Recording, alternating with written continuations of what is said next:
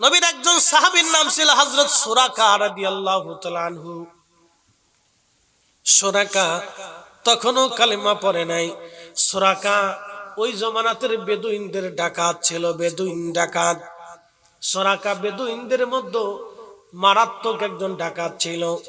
সুরাকা এমন একজন ডাকাত, তিনি কোন রাস্তা দিয়ে যদি মানুষ চলে যেত, 50 কিলোমিটার দূরেও যদি মানুষ চলে যেত, তাহলে তাদের ঘ্রাণ তার নাকের মধ্যে আসতো। এরকম ডাকাত ছিল, বেদুইন মুরু ডাকাত। ঘোড়ার পায়ের চিহ্নগুলি দেখে বলে দিতে পারত কতদিন আগের চিহ্ন। উট দুম্বা ভেড়া বকরির পায়খানা দেখে বলে দিতে পারত কতদিন আগে রাস্তা দিয়ে মানুষ গেছে। এমনকি গতিপথ পর্যন্ত বলে দিতে পারত, কত কিলোমিটার পর্যন্ত চলে গেছে তাও বলে দিতে পারত। এমন ডাকাত ছিল সে। চিন্তা করলো 200 উট হাত ছাড়া করা যাবে না। বের হয়ে গেল তার ঘোড়াটা নিয়ে। আরব্য গুণা বেদুইন গুড়া খুবই মারাত্মক। গুড়া নিয়ে ছুটতে ছুটতে প্রিয় নবীজির সুঘ্রাণ তার নাকে লেগে গেল। দৌড়াচ্ছে নবীজিকে ধরার জন্য। বহু দূরে দেখলো নবীজি উটের পিঠের উপরে চড়া, আর একজন উটের রশি ধরে টেনে যাচ্ছে। ডাক দিল, দাঁড়াও। ঠিক ওই সময় প্রিয় নবীজি দাঁড়িয়ে গেলেন। হযরত আবু বকর রাদিয়াল্লাহু আনহু ভয় পেয়ে গেলেন, সুরাকা এসে গেছে। এটা তো অত্যন্ত মারাত্মক একজন ডাকাত, এর হাত থেকে কি করে বাঁচবো? আল্লাহর নবী তাকিয়ে আছেন। সুরাকা ঘোড়া দাবড় দিল দৌড়ানোর জন্য, কিন্তু না না, আল্লাহর সিদ্ধান্ত ভিন্ন। সাথে সাথে সুরাকার পা আরবের মরুভূমির বালির ভিতরে সুরাকার পা দেবে গেল। সুরাকার ঘোড়ার পা বসে গেল। সুরাকা ঘোড়ার উপর থেকে পড়ে গেলেন। চিন্তা করলেন, ব্যাপার কি?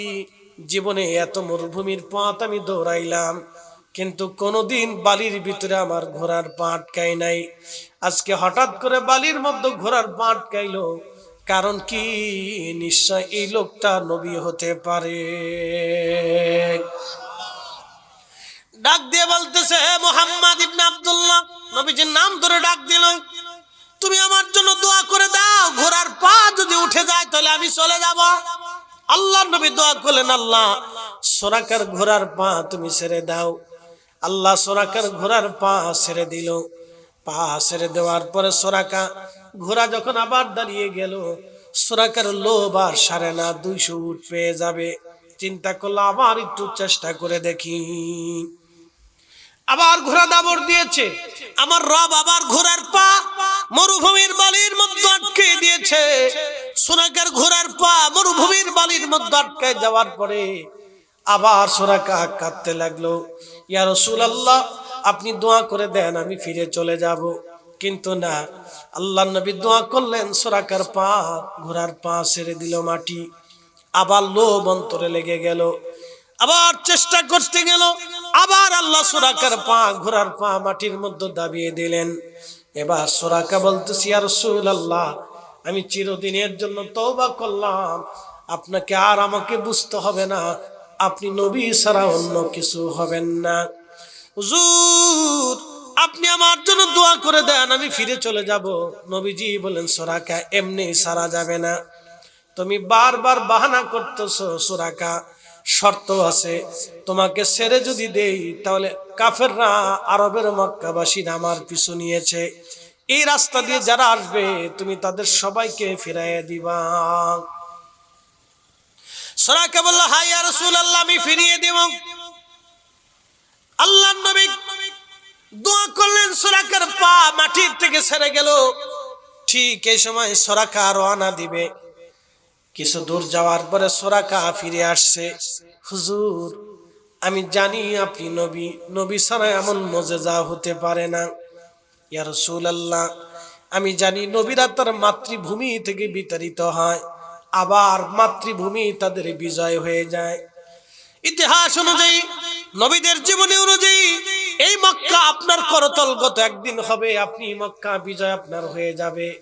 ইয়া রাসূলুল্লাহ, তাহলে আপনি আমাকে একটা চিরকুট লিখে দেন, একটা দলিল আপনি দিয়ে দেন, মক্কা বিজয় যেই দিন আপনার হবে সেই দিন দয়া করে আপনি আমাকে নিরাপত্তা দিবেন, আমাকে হত্যা করবেন না, এই গ্যারান্টি আপনি আমারে দিয়ে দেন। নবী বলেন হ্যাঁ দিলাম।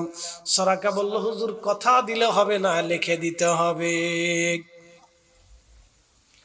আল্লাহর নবী বলেন আবু বকর তুমি লিখে দাও। হযরত আবু বকর সিদ্দিক রাদিয়াল্লাহু আনহু চিরকুটের মধ্যে লিখে দিলেন। সরাকা চলে যাচ্ছেন, এমন সময় নবী বললেন সরাকা দাঁড়াও। সরাকা দাঁড়িয়ে গেলেন। আমার কাছে আসো সরাকা। সরাকা রে, এমন দিন আসবে তোমার গায়ের মধ্যে পার্সিয়ান সাম্রাজ্যের বাদশাহের পোশাক তোমার গায়ে শোভা পাবে। পারস্য সাম্রাজ্যের যিনি বাদশা, এই বাদশার পোশাক তোমার শরীরে শোভা পাবে সরাকা। সেই দিন তোমারে দেখতে কেমন দেখা যাবে? বলি ইয়া রাসূলুল্লাহ, এটাও কি সম্ভব যে পারস্য সম্রাটের স্বর্ণখচিত পোশাক আমার গায়ে শোভা পাবে? নবী বললেন হ্যাঁ সরাকা, সেই দিন অতি তাড়াতাড়ি তোমাদের মাঝে আসবে যে পারস্য সাম্রাজ্যের পোশাক তোমার গায়ে শোভা পাবে। একবার আওয়াজ তুলে বলা যাবে কি আল্লাহু আকবার। কালেমা সেই দিন এত সহজ ছিল না, ইসলাম সেই দিন এত সহজ ছিল না। কালেমার জন্য প্রিয় নবীদের ছেড়েছে। এই দিনের জন্য হযরত আবু বকর বাচ্চা কাচ্চা ফলে আর সন্তান রেখে দিয়ে তিনিও চলে গেলেন। শুধু আল্লাহর উপরে ভরসা করে সন্তান রেখে চলে গেলেন। আহা, হযরতের সাহাবীরা নিদারুণ কষ্ট করেছিলেন। সুমাইয়ার জীবন চলে গেল কালেমার জন্য, কারণ কৃতদাসী ছিল। মনে রাখবেন, নবী বলতেন আমার উম্মতেরা, গরিব উম্মত আমাকে ভালোবাসছে, গরিব উম্মত আমাকে মহব্বত করছে, গরিব উম্মতরা আমাকে ভালোবাসে, গরিব উম্মত কিয়ামতের ময়দানে আমার পাশে থাকবে। এবং আমার গরিব উম্মতের একদল গরিব উম্মত ধনীদের থেকে 500 বছর আগে আল্লাহর জান্নাতে চলে যাবে। একটা জবান বন্ধ থাকবে না, চিৎকার মেরে জোরে বলেন ইয়া রাসূলুল্লাহ। গরিব উম্মত জান্নাতে সবার আগে চলে যাবে, গরিব মনে ভালোবাসছে। নবী বললেন আমাকে যদি ভালোবাসার কথা বলো তাহলে গরিবত্ব নাও, দারিদ্রতা বরণ করে নাও, কারণ দরিদ্রতায় দরিদ্ররাই আমাকে ভালোবাসছে। নবীজিকে সবার আগে যিনি ভালোবাসলেন তিনি হযরত সুমাইয়া কৃতদাসী, হযরত ইয়াসার গরিব মানুষ, হযরত বেলাল কৃতদাস, হযরত খাব্বাব রাদিয়াল্লাহু আনহু কুমার। হযরত খাব্বাব কামার, হযরত আবু যর গিফারি বেদুইন পল্লীর মানুষ ছিলেন। বেদুইন নবীজিকে ভালো যারা বাসছেন, ত্যাগ দিয়েছেন। হযরত আবু বকর সিদ্দিক রাদিয়াল্লাহু তাআলা আনহু ভালোবেসে সমস্ত অর্থগুলি দান করে দিলেন হযরত আম্মা জান খাদিজা। ভালোবাসার কারণে ধনী ছিলেন বটে, কিন্তু জীবনে সব কিছু উজাড় করে দিয়ে গরিব হয়ে গেলেন। হযরত বেলাল কৃতদাস ছিলেন, ভালোবাসার কারণে বেলালের পিঠের চামড়া চলে গেল। শুধু কি তাই, বেলালকে মারতে মারতে মারতে মারতে অবস্থাটা এতই কঠিন হয়ে গেল। এই বছর যারা হজে যাবেন তারা বুঝবেন গরম কি জিনিস। প্রচন্ড গরমে লু হাওয়া, 45 ডিগ্রি সেলসিয়াস তাপমাত্রা, মরুভূমির বালুগুলি এত পর্যন্ত গরম হয়ে যায়। আপনি ওই গরমের বালুর মধ্যে যদি চাউল ছেড়ে দেন তাহলে যে ঘুরে ফিরে যে দেখবেন চাউলগুলি মুড়ির মতো হয়ে গেছে, এমন বাজা বাজা হবে। এই প্রচন্ড গরমে বেলালের হাত পা বেঁধে গলার মধ্যে রশি টেনে নিয়ে হযরত বেলালকে ওই প্রচন্ড গরমের মরুভূমির মধ্যে হাত পা বেঁধে বুকের উপরে পাথর চাপা দিয়ে কাফেররা চলে আসতো, অজ্ঞান হয়ে যাইতেন।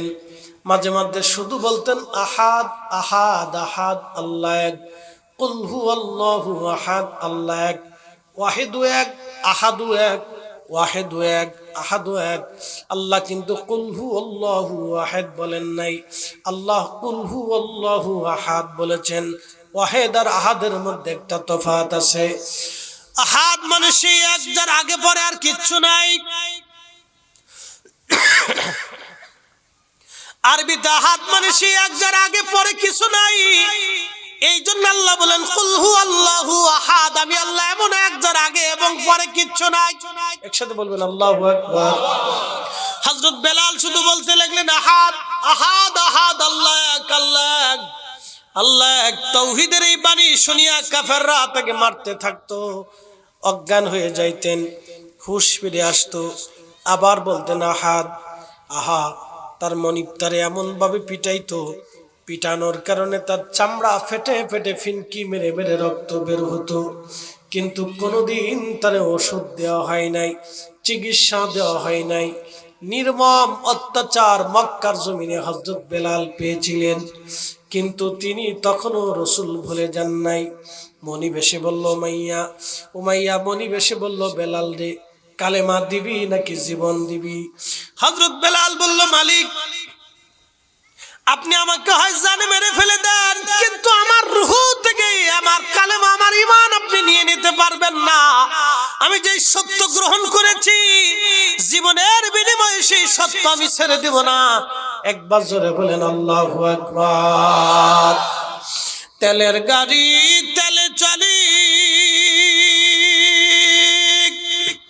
হাওয়ার গাড়ি হাওয়ায় উড়ে, বিনা তেলে চালাই গাড়ি নবী সুলাইমান। আমরা সেই মুসলমান, আমরা সেই মুসলমান। হযরত বেলাল রাদিয়াল্লাহু আনহুর করুণ দশা দেখে হযরত আবু বকরের মনে মায়া লেগে গেল। হযরত আবু বকর বলেন ইয়া রাসূলুল্লাহ, অনুমতি যদি দেন, বেলালের নির্মম অত্যাচার দেখে আর সহ্য করা যায় না, আমি কিনে নিয়ে আসি। আল্লাহর মেহবুব নবী হিজরত করে মক্কাতুল মুকাররমা থেকে মদিনাতুল মুনাওয়ারার দিকে চলে গেলেন। হযরত বেলালও চলে গেল মদিনা মুনাওয়ারায়। আজান আসলো, নামাজ আসলো। আজান কি করে দিবে? মসজিদে নববী প্রতিষ্ঠিত হয়ে গেল। সাহাবীরা বলল হুজুর ঘন্টার ধ্বনি দিয়ে জাগায় মানুষরা আহ্বান করি। নবী বললেন সেটা ইহুদিদের প্রথা, খ্রিস্টানদের প্রথা, এইভাবে হবে না। অনেকে বিভিন্ন ভাবে প্রস্তাব দিল। আল্লাহর নবী বললেন দেখি আল্লাহর পক্ষ থেকে কি ফয়সালা হয়। রাত্রিবেলা ঘুমিয়ে আছেন অনেকজন সাহাবী, স্বপ্ন দেখলেন। আজানের বাক্যগুলি আল্লাহ তাদেরকে স্বপ্ন দেখাইলেন। আল্লাহ রসুলকেও স্বপ্ন আমার আল্লাহ পাঠিয়ে দিলেন। আজানের বাক্যগুলি কি কি হবে? আল্লাহর নবী সকালবেলা সমস্ত সাহাবীদেরকে ডাকলেন, সাহাবীরা আজানের এই এই বাক্যগুলি আল্লাহর পক্ষ থেকে এসেছে, আমার বেলাল কোথায়? লাব্বাইক ইয়া রাসূলুল্লাহ। তুমি যাও, সাহাবীরা রে আমার বেলালকে আজানের বাক্যগুলি শিখাও, আমার বেলাল আমার মসজিদের মুয়াজ্জিন হবে। একসাথে জোরে বলেন আল্লাহু আকবার। না হয় না, আরো জোরে বলেন। একজন কৃতদাস লেখাপড়াহীন, একজন কৃতদাস লেখাপড়াহীন, আরব্য ব্যক্তি না, অনারবী ব্যক্তি। তিনি আরাবিয়ান না, তিনি ইথিওপিয়ান, কেনিয়া, ঘানা, এই অঞ্চল থেকে বলা হতো আবিসিনিয়া। তিনি আবিসিনিয়ার অঞ্চলের মানুষ, তিনি আরব্য মানুষ না, তিনি আফ্রিকার একজন মানুষ। আফ্রিকার একজন মানুষকে নবীজি মুয়াজ্জিন ঘোষণা দিলেন, একজন কৃতদাসকে নবী মুয়াজ্জিন বানাইলেন। এই জন্য ইসলাম কারো চেহারা দেখে না, ইসলাম কারো সম্পদ দেখে না, ইসলাম কারো ব্যক্তিত্ব দেখে না, ইসলাম কারো ওই নেতৃত্ব দেখে না, ইসলাম কারো বংশ দেখে না, ইসলাম কারো ওই ধনাত্মতা দেখে না, ইসলাম সৌন্দর্য দেখে না। ইসলাম দেখে কালবের ভিতরে আল্লাহ রসুলের প্রেম যদি থাকে, তাহলে সে দিন মজুর হলেও আপন, সাধারণ হলেও শ্রেষ্ঠ, একেবারে ভিখারি হলেও শ্রেষ্ঠ, মিসকিন হলেও সে আল্লাহর কাছে শ্রেষ্ঠ। কথা বলেন ঠিক কিনা? ইসলাম এগুলি দেখে না। হিন্দুদের ভিতরে জাতপাত আছে, ইসলামের ভিতরে কোনো জাতপাত নাই। এই জোরে বলেন, ইসলামে কোনো জাতপাত। মোল্লা মসজিদে যাবে, চৌধুরী যাবে না, চৌধুরী যাবে, সাধারণ যাবে না। দিন মজুরি, ভিখারি, মৎস্যজীবী, সে যেই হালাল কাজই করুক, সে যে ব্যক্তি হোক, তার অন্তরে যদি তাকওয়া থাকে আল্লাহর কাছে তার দাম বেশি। যদি তাকওয়া না থাকে তাহলে ফরিদি সাহেব, বক্তা, তক্তা, মুহাদ্দিস, সাইকোলজিস্ট, প্রিন্সিপাল, পীর, বুজুর্গ কিচ্ছু হলেও 4 পয়সাও মূল্য নাই। কথা ঠিক আছে কিনা? 4 পয়সাও মূল্য নেই। মর্যাদা, মূল্য তার তাকওয়ার ভিত্তিতে। বেলালকে মসজিদের মুয়াজ্জিন বানিয়ে দিলেন। আজান শুরু হয়ে গেল। আহা, রাসূলের পছন্দের মুয়াজ্জিন, আল্লাহর ইচ্ছার মুয়াজ্জিন। এমন এক মসজিদের মুয়াজ্জিন যেই মসজিদের ইমাম আমার রাসূল, এমন এক মসজিদের মুয়াজ্জিন যেই মসজিদের মুসল্লি সাহাবায়ে কেরাম। সৃষ্টির শ্রেষ্ঠ ইমাম, সৃষ্টির শ্রেষ্ঠ মুসল্লি, সৃষ্টির শ্রেষ্ঠ সাহাবী, সৃষ্টির শ্রেষ্ঠ মুয়াজ্জিন। কি কথা ঠিক আছে কি? সৃষ্টির শ্রেষ্ঠ মসজিদ।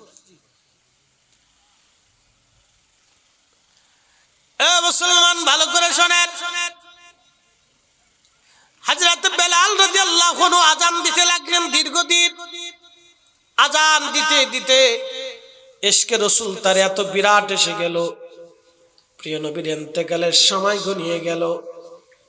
জিব্রাইল, বাবে জিব্রাইল যদি কোনোদিন মদিনা শরীফে যান, রওজা শরীফের বাম পাশে কিবলামুখী অনুযায়ী বাম পাশে একটা দরজা আছে, দরজার নাম বাবে জিব্রাইল। বাবে জিব্রাইলের পাশে আর একটা দরজা আছে বাবুন নেসা। এই বাবুন নেসা দিয়ে হযরতে সাহাবী মহিলা সাহাবীরা আম্মাজানদের কাছে যে আল্লাহ রসুলের কাছে পাশে বসে আল্লাহ আম্মাজানদের কাছ থেকে ভিতরে বসে আল্লাহর নবীকে প্রশ্ন করতেন। বাবে জিব্রাইল দিয়ে সাইয়েদনা জিব্রাইল আসতেন। ওই দরজা দিয়ে জিব্রাইল আসলেন, সাথে নিয়ে আসলেন আজরাইল।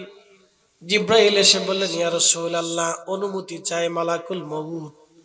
নবীজি বললেন, অনুমতি দেয়া হলো। নবীজির কাছে জিব্রাইল যে বলেন, ইয়া রাসূলুল্লাহ, মালাকুল মউত আপনার সাথে কথা বলবে, অনুমতি চাই। বুঝেন, মালাকুল মউত নবীজির কাছে কথা বলবে, অনুমতি চায়। পৃথিবীর কারো কাছে কথা বলার জন্য মালাকুল মউত অনুমতি নেয় নাই। মালাকুল মউত অনুমতি চায়। নবী বলেন, অনুমতি দিলাম। মালাকুল মউত সালাম দিয়ে বলেন, ইয়া রাসূলুল্লাহি, রব আমাকে পাঠিয়েছেন আপনার দরজায়। আপনি যদি অনুমতি দেন, আপনাকে আল্লাহর কাছে নিয়ে চলে যাব। আর অনুমতি যদি না দেন, আমি ফিরে চলে যাব। আপনার যতদিন মন চায় ততদিন উম্মতের মাঝেই থাকবেন। হয় না? আরো জোরে বলেন, চিৎকার মেরে বলেন, ইয়া রাসূলুল্লাহ।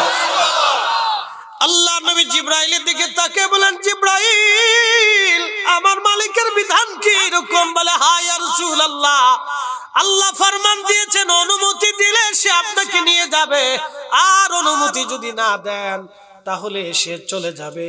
আপনার যতদিন মন চায় উম্মতের মাঝে ততদিন থাকবেন। আল্লাহর নবীকে জিব্রাইল বলেন, তবে ইয়া রাসূলুল্লাহ, আপনার মালিক, আপনার রব, আপনার মাশুক আপনার দিদারে আগ্রহী হয়ে আছে। আপনার মাশুক আপনার দিদারে আগ্রহী। নবীজি বললেন, জিব্রাইল, আমার মাশুক যদি আমার দিদারে আগ্রহী হয় তাহলে আর দেরি করিও না, আমারে নিয়ে যাও, আমি আর দুনিয়াতে থাকবো না। তোমার ওই নাম শুনিলাম, এই চোখে দেখলাম না। তোমার ওই নাম শুনিলাম, এই চোখে দেখলাম না। এই সুর যদি শুনে থাকো, একবার দেখা দাও না। এই সুর যদি শুনে থাকো, একবার দেখা দাও না। হে রাসূল, তোমায় ভালোবাসি,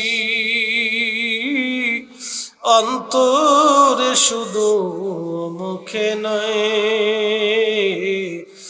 জান্নাতের আশায় নয় হে রাসূল, জাহান্নাম কেউ ডরি না।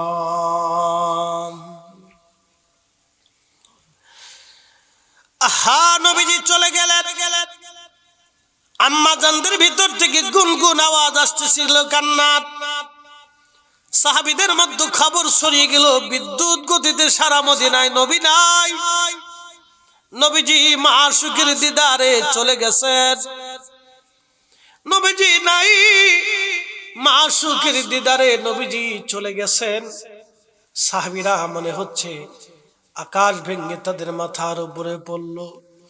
কোন কোন সাহাবী নির্বাক হয়ে গেল, কোন কোন সাহাবী অজ্ঞান হয়ে গেল, কোন কোন সাহাবী মসজিদে নববীর খেজুর গাছের সাথে খুঁটির সাথে বসে কথা বলতে পারতেছিল না, শুধু কান্না করতেছিল। মদিনার মহিলারা ঘর থেকে বের হয়ে চলে আসলো। মদিনার ঘর থেকে সব মানুষগুলি দৌড়ায় পাগলের মতো ছুটে আসতে লাগলো। রাসূল নাই, এই কথা যেন সাহাবীদের বিশ্বাস করতে কষ্ট হচ্ছিল। হযরত ওমরের মতো কঠিন হৃদয়ের মানুষ, এত শক্ত মানুষ পর্যন্ত এতটা দুর্বল হয়ে গেলেন। নিষ্কর্ষবদ্ধ তলোয়ার টেনে বের করে বললেন, মদিনার মানুষ, যদি বলো রাসূল মারা গেছে, তোমাদের দেহ থেকে মাথা বিচ্ছিন্ন করে ফেলবো। হযরত আবু বকর তাকে নিবৃত করলেন। শুধু ধৈর্যের মধ্যে আবু বকর সিদ্দিক ধৈর্য ধরে রইলেন। হযরত বেলাল আযান বন্ধ করে দিলেন। হযরত বেলাল নির্বাক হয়ে গেলেন, শুধু কাঁদতে লাগলেন। রাসূল নাই, এই কথা মানতে কষ্ট হচ্ছে। প্রিয় নবীর উট কাসওয়া 3 দিন পর্যন্ত খাবার বন্ধ করে দিল, পানি বন্ধ করে দিল। মদিনার বাচ্চারা পর্যন্ত মায়ের দুধ গ্রহণ করা বন্ধ করে দিল। মদিনার শিশু বাচ্চারা পর্যন্ত খাবার বন্ধ করে দিল। মদিনার ঘরে ঘরে রান্না বন্ধ হয়ে গেল। 3 দিন মদিনার কারো ঘরে চুলায় আগুন জ্বলে নাই। রাসূল নাই, নবী নাই, কে কাকে সান্ত্বনা দিবে? সবাই ব্যথায় ব্যথিত হইয়া পাগল পারা হয়ে গেল। পশু পাখিরা খাওয়া বন্ধ করে দিল। সারা মদিনায় কান্নার রোল পড়ে গেল।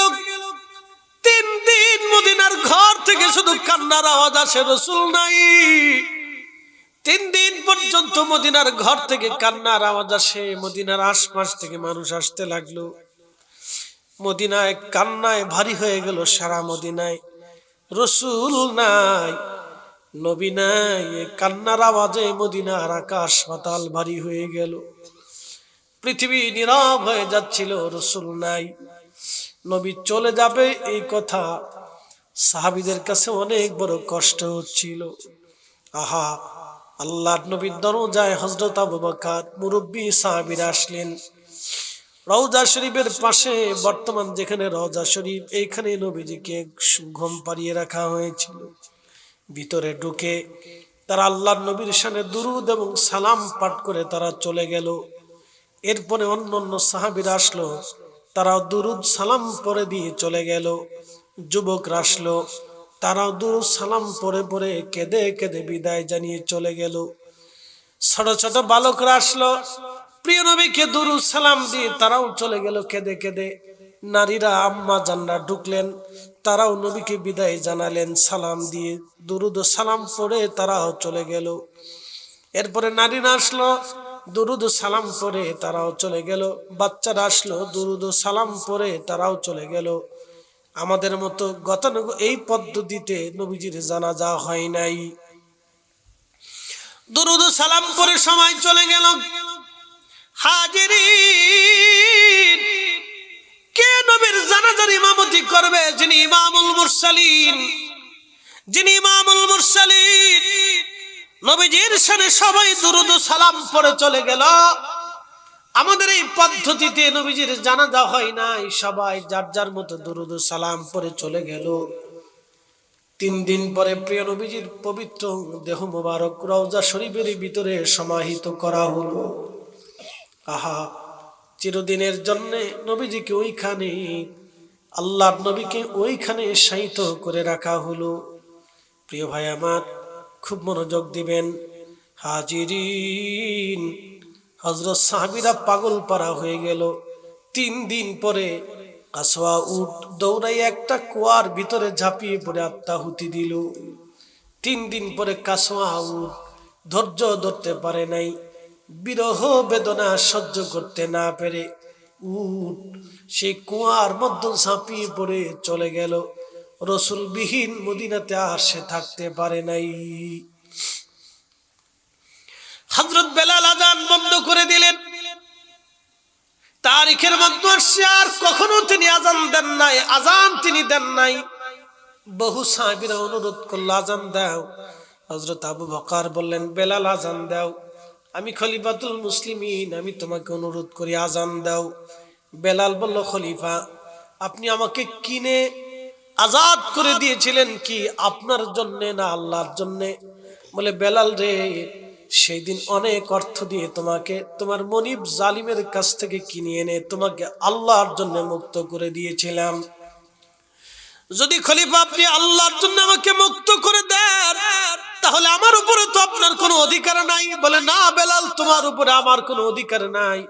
তাহলে খলিফা আবু বকর আপনি আমাকে অনুরোধ করবেন না যে আজান আমি নবীর সামনে দিতাম ওই আজান নবী বিহীন আমার দেওয়া সম্ভব হবে না। যে আজান আমি রসুলের সামনে দিতাম, যে আজানে রসুল আসতো ওই আজান আমার পক্ষে সম্ভব না। হযরত আবু বকর আর তাকে অনুরোধ করেন নাই। সাহাবীদের কারো অনুরোধ বেলাল রাখতে পারেন নাই। ইমাম জাইলাই নাসপুর রায়ার মধ্যে তিনি লেখেন হযরত বেলাল রাদিয়াল্লাহু তাআলা আনহু হযরত আবু বকরের জামানায় হযরত সিদ্দিক আকবর থেকে বিদায় নিলেন, আমাকে বিদায় দেন, আমি সিরিয়ায় চলে যাব। হযরত আবু বকর থেকে অনুরোধ করলেন, বেলাল বললেন না, এই বিরহ বেদনা আমার পক্ষে সহ্য করা সম্ভব না। দেখবেন মানুষের ভিতরে একটা বিরহ বেদনা আছে। একজন মানুষ মারা গেছে, ভাই তারে ভুলে যায়, বোন তারে ভুলে যায়, তার আত্মীয় স্বজনরা তারে ভুলে যায়, কিন্তু মা কোনোদিন ভুলে না। মা কবর দেখে দেখে সন্তানের কবর দেখে কাঁদে। মা যদি বৃদ্ধ হয়ে যায় তারপরেও ছেলের কবর দেখলে মা আর সহ্য করতে পারে না, স্মৃতিগুলি মনে করে মা কাঁদে। এটার নাম বিরহ বেদনা। বিরহ বেদনা, বিরহ বেদনা। এই স্মৃতি পৃথিবীর সবাই বলে গেলে মা বলতে পারে না। এটা হৃদয়ের গভীর থেকে অনুভব করা ভালোবাসা। হযরত বেলাল আজান দিলে নবীকে দেখতেন, নবীকে দেখে আজান দিতেন। এই যে দেখা দেখি ভালোবাসার এত গভীরতা বেলালের এসেছিল, কলিজার ভিতর থেকে নবীকে ভালোবেসে ফেলেছিলেন। এই ভালোবাসা সহ্য করতে না পেরে বিরহ বেদনা নিয়ে বেলাল চলে গেলেন সিরিয়ার দামেস্ক। রাত্র গভীর, বহুদিন পরে ঘুমিয়ে আসেন। স্বপ্নের ঘরে দেখে রাহমাতুল লিল আলামিন নবীজি সিরিয়ার দামেস্কে বেলালের কুরে ঘরে নবীজি তশরিফ এনেছেন। আল্লাহর নবী ডাক দিয়ে কয়, কি রে বেলাল, তুমি আমার সাথে কেমন জুলুম শুরু করছো বেলাল? কতদিন হলো তুমি আমার জিয়ারতে আসো না বেলাল? তুমি আমার সাথে কেন এরকম জুলুম শুরু করছো? বেলাল রে, তুমি কেন আমার জিয়ারতে আসো না? আসো আমার জিয়ারতে। আহা একটু বুঝেন তো, একজন নবীজি স্বপ্নে যে তার মাসুকরে ডাকতেছে আসো, তার আশেকরে ডাকতেছে আসো আমার জিয়ারতে। কতদিন হলো তুমি আমার জিয়ারতে আসো না? কতদিন হলো তুমি আমার সাক্ষাতে আসো না? কোন হাজী যদি বুঝতো রাসূল কারীমের কদম মোবারকে দাঁড়িয়ে সালাম দেওয়া কত দামি, তাহলে হাজী মক্কা থেকে হামাগুড়ি দিয়ে হলেও আমার রাসূলের রওজা মোবারকের সামনে যে দাঁড়াইতো। কোন মানুষ যদি বুঝতো রাসূল কারীমের রওজা মোবারকের পাশে দাঁড়ানো কত দামি, তাহলে এই মানুষটা হামাগুড়ি দিয়ে হলেও নবীজির কদম মোবারকের কাছে যাইতো। আল্লাহর নবী স্বপ্ন ডাকতেছে, বেলালা আমার জিয়ারতে আসো। কতদিন হলো তুমি আমার জিয়ারতে আসো না? তুমি আমার সাথে কেন জুলুম শুরু করছো? হযরত বেলালের ঘুম ভেঙে গেল। পাগলের মতো সিরিয়ার দামেস্ক থেকে বেলাল রওনা দিলেন। এতটা পাগল ছিলেন, মাশূকের দিদারে রওনা হয়ে গেলেন। মাশূকের প্রেমে বেলাল পাগল পারা হয়ে সুদূর সিরিয়ার দামেস্ক থেকে রওনা দিয়ে মদিনাতুল মুনাওয়ারাতে আসলেন। কাঠের জালি দিয়ে নবীজির রওজা মুবারক ঘিরে রাখা ছিল। ওই রওজা মুবারকের পাশে হযরত বেলাল রাদিয়াল্লাহু তাআলা আনহু বসে গেলেন। ইমাম তাকিউদ্দিন সুবকি রাহিমাহুল্লাহ আশ-শিফাউস সাকামের মধ্যে তিনি লেখেন, বেলাল বসে বসে গুনগুন করে কাঁদতেছিলেন। রওজা মুবারকের ধুলা বালিগুলি মাথা মুবারকের মধ্যে মাখাচ্ছিলেন। কাঠের জালির সাথে মাথা ঠেকিয়ে ঠেকিয়ে বেলাল কাঁদতেছিলেন। হুজুর গোলামকে আসতে বলেছিলেন, গোলাম আপনার কদম মোবারকে হাজির হয়ে গেছি। হুজুর আমি আসছি, আপনি আমাকে আসতে বলেছিলেন, আমি আসছি। বসে বসে নবীর বিরহ বেদনায় বেলাল কাঁদতেছিলেন। নতুন মুয়াজ্জিন আসছে, আজান দেওয়ার জন্য এসে দেখে নবীর মুয়াজ্জিন বসে বসে কাঁদে। ডাক দেয়া বললেন, সাহাবীরা রে শুনছো, নবীর মুয়াজ্জিন হযরত বেলাল আমাদের মাঝে ফিরে আসছে। এই কথা শুনিয়া সব সাহাবীরা ঘর থেকে বের হয়ে দৌড় মারছে। বেলাল ফিরে আসছে আমাদের মাঝে। বহু সাহাবী এসে বেলালকে বলতে লাগলো, বেলাল রে একটা বার আজান দাও, কতদিন হলো তুমি আমাদেরকে আজান শোনাও না। একটা বার আজান দাও তুমি, আজ ফজরের আজানটা তুমি আমাদেরকে শোনাও। হযরত বেলাল বলে, না সাহাবীরা, আমি যেটা পারবো না সেটা দিতে বলো না, নবীবিহীন আজান আমার পক্ষে দেওয়ার সম্ভব না। সাহাবীরা বলল, আমাদের কথাই কাজ হবে না। দেখো হাসান আর হুসাইন আসেনি 7 নম্বর গেট বাবু সালাম বলা হয়। যদি কোনোদিন মদিনা শরীফে যান, এই 7 নম্বর গেট বরাবর একটা মসজিদ আছে, মসজিদে আলী। মসজিদে আলীর পশ্চিম পাশে কেবলামুখী অবস্থা আর একটা মসজিদ আছে, মসজিদে আবু বকর। মসজিদে আবু বকরের পরে আর একটা মসজিদ আছে, মসজিদে গামামা। খুব মনোযোগ দিবেন, 3টা মসজিদ এক সিরিয়ালে দেওয়া আছে। একটা হযরত আবু বকরের মসজিদ, আর একটা মসজিদে নবীর মুজিজা আছে, মসজিদে গামামায় নবীজির মুজিজা আছে। আর একটা মসজিদ মসজিদে আলী, এটা হযরত ফাতেমার বাড়ি ছিল, পরবর্তীতে মসজিদে রূপান্তরিত করে জায়গা সংরক্ষণ করা হয়েছে। এইখান থেকে ফাতেমার কাছ থেকে হাসান হুসাইন রাদিয়াল্লাহু আনহুমাকে নিয়ে যাওয়া হলো। আহা, তারা দেখতে নবীজির মতো দেখা যাইতো। নানা সৌন্দর্য পেয়েছিলেন হাসান হুসাইন রাদিয়াল্লাহু আনহুমা। হযরত বেলাল রওজা শরীফ থেকে দেখলেন হাসান আর হুসাইন দৌড়ায় আসছে। আহা, হযরত বেলাল রওজা শরীফ থেকে উঠে হযরত হাসান হুসাইন রাদিয়াল্লাহু আনহুমাকে জড়িয়ে ধরলেন। জড়িয়ে ধরে কাঁদতেছিলেন। সে কি করুন কান্না, আহা কাঁদতেছিলেন বেলাল। কান্না দেখে সাহাবীরাও কাঁদতে লাগলেন। হযরত বেলাল কাঁদে নবীজির দৌহিত্রদেরকে ধরে। ইমাম হাসান ডাক দিয়ে বলল, নানার মুয়াজ্জিন, বহুদিন হলো তুমি আজান দাও না, আজকে আমাদেরকে আজান শোনাও, যে আজান তুমি নানাজিরে শুনাইতা। হযরত বেলাল চিন্তা করলেন, যাদেরকে কাঁধের উপরে নবী নিয়ে মক্কার মদিনার অলিগলি দিয়ে ঘুরেছে, যারা ক্ষুধার্ত হলে নবী খাবার খান নাই, দুনিয়ার কোথা থেকে আসলে সফর থেকে আগে যাদের ঘরে যায় নবী তাদেরকে ডাক দিয়ে কোলে নিতেন, চুমা লাগাইতেন।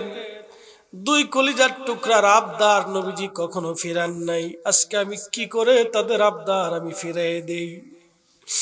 চলে গেলেন বনু নাজ্জার গোত্রের মহিলা সাহাবীর ঘরের উপরে দাঁড়ায় বেলাল আজান দিতেন। সেই ছাদের অংশটুকুন টাইলস দিয়ে বানাইয়া এখনো মসজিদে নববীর ভিতরে রেখে দেওয়া হয়েছে। ওইখানে এখনো মুয়াজ্জিনগণ দাঁড়িয়ে ওখান থেকে আজান দেয়। রিয়াজুল জান্নাত ডান পাশে পিছনের অংশে এখন ওইখান থেকে দাঁড়াইয়া মুয়াজ্জিনরা আজান দেয়। কিয়ামত পর্যন্ত ওইখানে দাঁড়াইয়া নবীর মসজিদের মুয়াজ্জিনরা আজান দিবে। বেলাল যেখানে দাঁড়ায় আজান দিয়েছিল, আহা খুব মনোযোগ দিবেন। হযরত রাসূল করিমের সাহাবী আশিক রাসূল বেলাল দাঁড়িয়ে আজানের আওয়াজ দিলেন, আল্লাহু আকবার, আল্লাহু আকবার। আজানের শব্দটা উহুদ পাহাড়ে যে বাড়ি লাগলো, নীরব মদিনাতে উহুদে যে আজানের আওয়াজটা লেগে গেল, উহুদে যে আজানের আওয়াজ লেগে গেল, হযরত বেলাল রাদিয়াল্লাহু তাআলা আনহু সে আজানে বেলাল রাদিয়াল্লাহু আনহু সেই আজানে সারা মদিনা মুখরিত হতে লাগলো। আল্লাহু আকবার, আল্লাহু আকবার। আশহাদু আল্লা ইলাহা ইল্লাল্লাহ,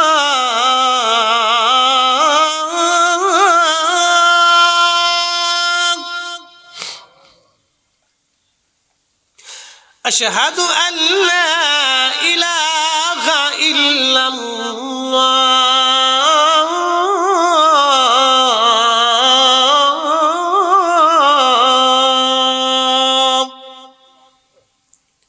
সারা মদিনাতে আজানের রব ছড়িয়ে গেল। মহিলারা ঘর থেকে বের হয়ে দৌড় মারছে, বাচ্চারাও ঘর থেকে বের হয়ে দৌড় মারছে, যুবকরাও বের হয়ে দৌড় মারছে, বৃদ্ধরাও দৌড়ায় দৌড়ে আসতে লাগলো। ইমাম সুবকি আশ-শিফাউ সাকামের মধ্যে তিনি লেখেন, সবার কান্না আসতে লাগলো, সবাই কাঁদতেছিল ডুকরিয়ে ডুকরিয়ে। কেউ আওয়াজ দিয়ে কাঁদে, কিন্তু সব সাহাবীদের জবান থেকে আওয়াজ আসতে লাগলো, বেশকে বেলাল আজান দেয়, নবী কি আমাদের মাঝে ফিরে আসছেনি, রাসূল আমাদের মাঝে আসছেনি। এতদিন পরে বেলালের আজান শোনা যায়, আজকে রাসূল আমাদের মাঝে ফিরে আসছেনি। তোমার ওই নাম শুনিলাম, এই চোখে দেখলাম না, তোমার ওই নাম শুনিলাম, এই চোখে দেখলাম না, এই সুর যদি শুনে থাকো, একবার দেখা দাও না, এই সুর যদি শুনে থাকো, একবার দেখা দাও না। হে রাসূল তোমায় ভালোবাসি, অন্তরে শুধু মুখে নয়, আশায় নয় রাসূল, জাহান্নাম কেউ ডরি না, জাহান্নাম কেউ ডরি না।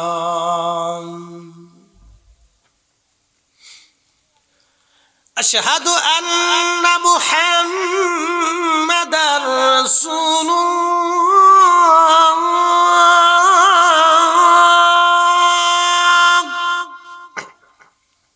ঠিক নিরাপদ মদিনাতুল মুনাওয়ারাতে ইমাম সুবকি লিখতেছেন, আশহাদু আন্না মুহাম্মাদার রাসূলুল্লাহ বলে যখন টান দেয়া হলো, মদিনার মাটিগুলি থরথর থরথর করে কাঁপতে লাগলো।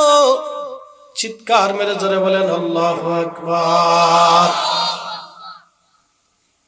ইশকে রাসূল আপনি বুঝে যান, ইশকে রাসূল কাকে বলে। দুনিয়ার মাটি পর্যন্ত স্থির থাকতে পারে নাই, আপনি বুঝেন তো একটু। যারা জানে সেই দিন মদিনার মাটিগুলি ভূমিকম্পের মতো থরথর করে কাঁপতেছিল, মদিনার মাটি থরথর করে কাঁপে, তাহলে বুঝেন সাহাবীদের হৃদয়ের হালত কেমন হয়ে গিয়েছিল। সাহাবীরা ধুলাবালির মধ্যে গড়াগড়ি দিয়ে কাঁদতেছিল, বাচ্চারা কাঁদতেছিল, যুবকরা কাঁদতেছিল। কোন সাহাবী নির্বাক হয়ে গেল, অজ্ঞানের মতো পড়ে গেল। বহুদিন পরে বেলালের আজান আজকে শুনলাম, যে আজানে রাসূল আসতো নামাজে, আজকে আজান হলো কিন্তু রাসূল আসে নাই। এই বিরহ বেদনায় সাহাবীরা পাগল পারা হয়ে গেল। আমি জানি প্রেমে পাগল সে তো মদিনা। ওরে প্রেমানলে পুরে মরি, প্রেমানলে পুরে মরি, ওহে রব্বানা। আমি জানি প্রেমে পাগল সে তো মদিনা। সালাতুন ইয়া রাসূলুল্লাহ আলাইকুম, সালামুন ইয়া হাবিবাল্লাহ। আহা সালাতুন ইয়া রাসূলুল্লাহ আলাইকুম, সালামুন ইয়া হাবিবাল্লাহ। এ মহেশখালীবাসী, হযরত বেলাল অজ্ঞান হয়ে পড়ে গেলেন, হুঁশ নাই, আর তিনি আজান দিতে পারেন নাই। হুঁশ ফিরে আসার পরে রওজা পাকে দাঁড়িয়ে গেলেন। আপনি বুঝেন নাই, আমি গত রমজানও বাচ্চা কাচ্চা নিয়ে মদিনা শরীফে গিয়েছিলাম। আবার হজের পরও আমার একটা কাফেলা নিয়ে আমি আবার হজের পরও উমরাতে মদিনা মুনাওয়ারায় নবীজির কদমে আবার হাজিরা দেওয়ার ইচ্ছা রেখেছি। খুব মনোযোগ দিবেন ভাই আমার। আমি দেখেছি বহু হাজি এখানে দাঁড়াইয়া ছবি তুলে ভিডিও করে, কিন্তু হাজি জানে না সে কার সামনে দাঁড়াইছে। আজ হাজি যদি বুঝতো এখানে কে ঘুমিয়েছে, তাহলে জীবনেও সে মোবাইল বের করতো না।